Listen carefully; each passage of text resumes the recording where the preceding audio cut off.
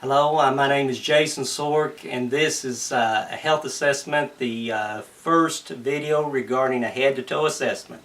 And I'm going to use my father, Lyndall, as a guinea pig. Anyway, general basis, when I walk through the door, I will be obtaining the general history, finding out what the chief complaint is, finding out any past histories, whether it be cardiovascular problems, genital urinary problems, digestive problems, etc. When I walk through the door, of course, I will make sure there's good lighting, privacy, and make sure that my patient is comfortable. To begin with, what I'm going to be doing, I'm going to be examining the skin, examining if there's any abnormalities, and I'll be explaining each technique with them. So, what I'm doing is, I'm looking over the scalp, and I'm going to be mainly looking to see if there are any abnormalities, any masses, and I'll be palpating while I'm doing this. I will also be explaining that I'm palpating the sinus cavities. I will probably remove the glasses and be palpating to see if I feel any pressure, any tenderness, etc. Also accessing the lymph nodes. I will, of course I'm not going to turn the light off, but use a light, ask him to just look square towards the window, be examining for bilateral symmetry on the pupils, make sure that the pupils are reacting to light. I've also asked him to tilt his head back, and I will examine the nose to see if there's any deviated septum. I'll have him to open his mouth, and I'll look.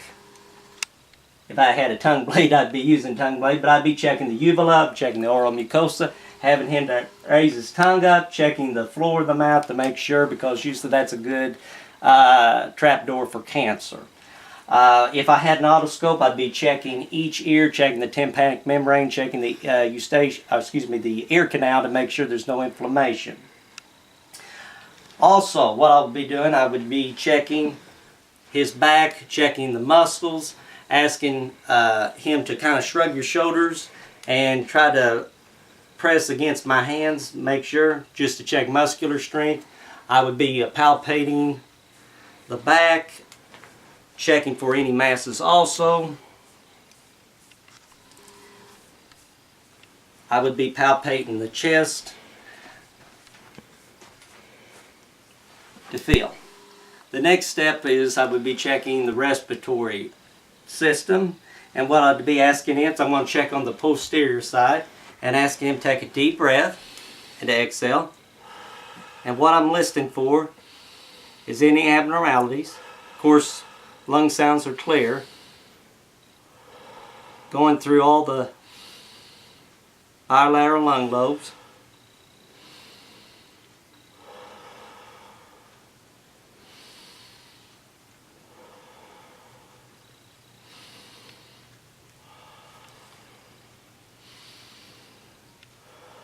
Okay.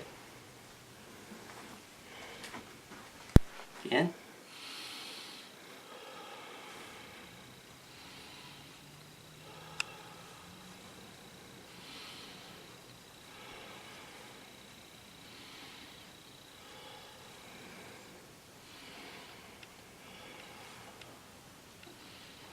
Now I have seen different techniques, people checking lungs sitting up, lying down. Basically, I was always told whatever you feel most comfortable with.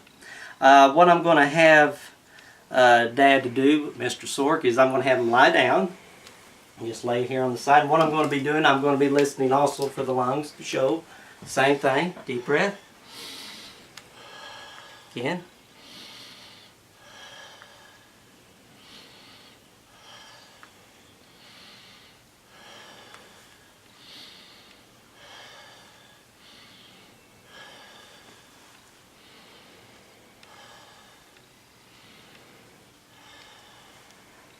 Another thing which I failed to make mention to my instructor, I'd be checking vital signs the first thing. Blood pressure, pulse.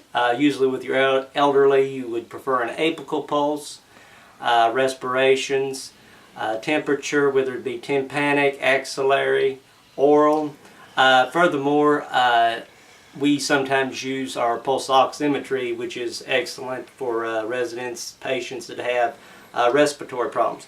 Next step I'm going to be doing, I'm going to be checking the heart, checking the apical pulse,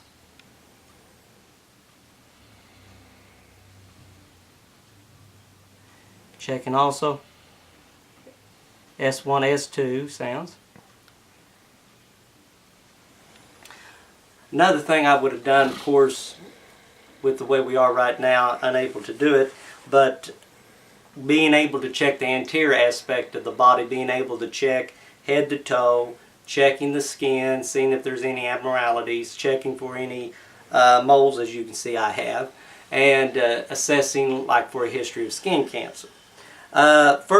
Proceeding on, I'll be assessing the abdomen. Now the first thing I'll be doing is assessing the abdomen, like I said, to see the contour of the abdomen. Is it round? Is it deformed? Has there been any scars, any incisions? So basically what I'm going to be doing, listening to the bowel sounds. And I've always been taught, golden rule of thumb, you cannot rule out absent bowel sounds unless you haven't heard bowel sounds for 1 minute. And of course, I've heard bowel sounds.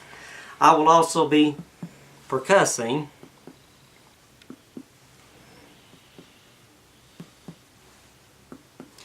listening for any sounds, resonant sounds, which would indicate anything like a buildup of gas or even a mass.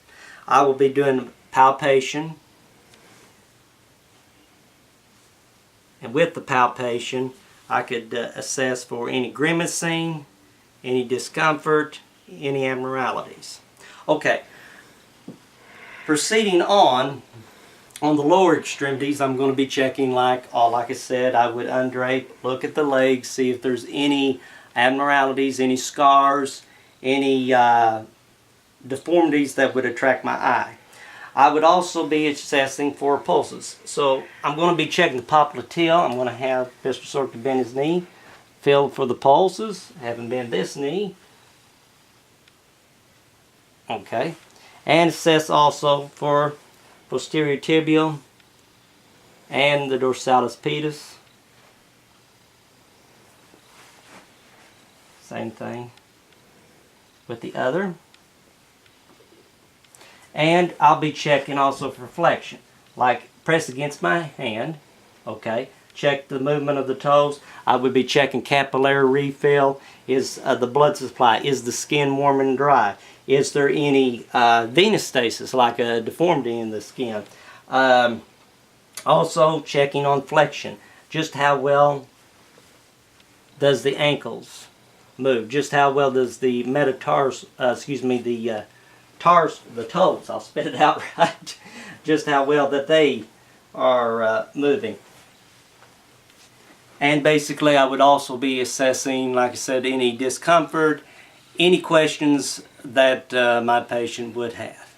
And that concludes this head to toe assessment. Thank you very much.